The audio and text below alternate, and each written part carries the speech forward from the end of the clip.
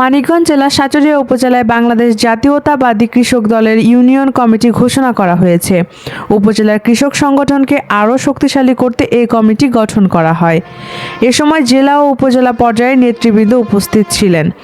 নেতারা বলেন, কৃষকদের অধিকার আদায় ও সাংগঠনিক আন্দোলন জোরদারে এই কমিটি গুরুত্বপূর্ণ ভূমিকা রাখবে।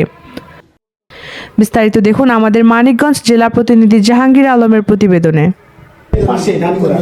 আমি কিন্তু সাথে মাসে একবার আসতাম বিনা সন্দেহ, কিন্তু আমাকে যখন আপা এখানে আনছে কৃষক জাতীয়তাবাদী দল জিন্দাবাদ, বাংলাদেশ জাতীয়তাবাদী কৃষক দল জিন্দাবাদ।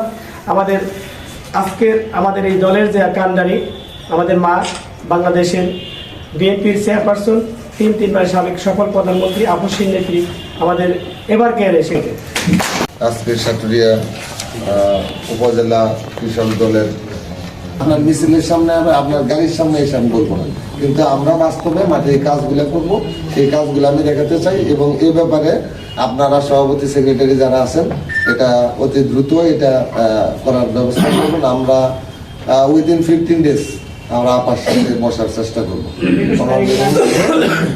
আমরা আপার সাথে বসার চেষ্টা করব। এবং এই যদি যত তাড়াতাড়ি আমাদের গেঞ্জিগুলা অ্যারেঞ্জ হবে, আমরা তত তাড়াতাড়ি এটা বলবো। এবং ওইখানে আমরা আমাদের কথা, সবার কথা, মন প্রিয় কথা বলবো আবার সামনে। ধন্যবাদ সবাইকে।